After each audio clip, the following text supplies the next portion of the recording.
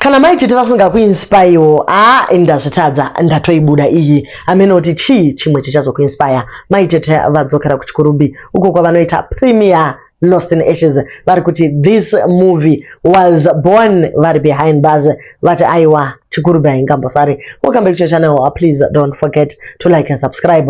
Tisataenda kure ngatimbofunga nyaya iyi kuti kana uchibhadhara policy wobva wadyiwa neshumba hapana body saka hapana tende uye hapana kofini. Imi vakudiaspora munoflya in and out koukawira munyanza hapana body hapana kofini saka tiri kuti isusu ngativei nefuneral policy isinganide zvese izvozvozvo.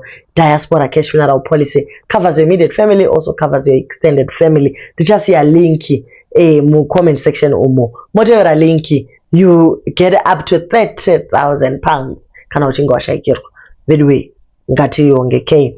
Alright, so Zimbabwe Prisons and Correctional Services in collaboration with Maiteti's Diaries, Nyaradzo Group and Partners proudly present the exclusive premiere of the inspirational film Lost in Ashes saka yaita from 9 o'clock to 1400 kwanga kune mufaro kuchi Kurubi. Maiteti vari kuti ivo, yes, we are premiering Lost in Ashes at Chikurubi female prison. Remember, this movie I wrote it behind bars. This is to show that even prison could not stop my dream, and I still had hope that there is a life after prison. Stay tuned. Lost in Ashes, Chikurubi female prison, my family. Vataura zvakare vachi-encourage ma-ladies vakati hapana chinoramba panobudika apa ndakapabuda wani.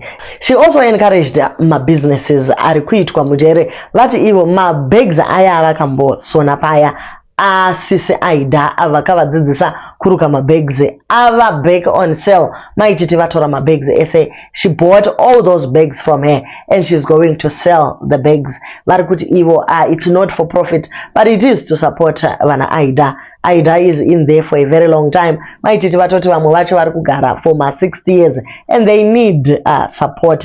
Vari kuti ivo ndinokumbirawo rubetsero rwekutengerwa mabhegi aya ndibetserewo vasikana ava vari mujere kwemakore akawanda and vakasiya vana kunze vanoda kubhadharirwa mafizi.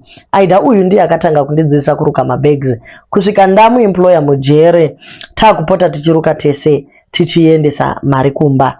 Iko zvino ndamutengera mamabhegi akaruka kuti nditengese ndimuisire mari yekuchengeta vana vake vanodawo kusapota momanya kupeje ramaitete mabags mamwe ndeye $30 mamwe ndeye $50 depending nesize. Aiwa guys, maitete vari inspirational. Ndozvandatanga nekutaura kuti kana usinga inspire namai ava unenge utoriwo nedzako. Zvimwe zvinhu zvokuti vakaba mari hatizvirambi ngatimbozvisai pasaidi. Vakaenda kuchikurubhi vakanoseva time vakabuda vachibva vapremiere movie vadzokera now as an example to all the other women kuti hapana chinoramba. Yes, prison can be an obstacle, it can drag you down a bit but it will not erase you. Guys, zvinofadza izvi. Please do leave your comments on what you think. Maitete chitori chibaba.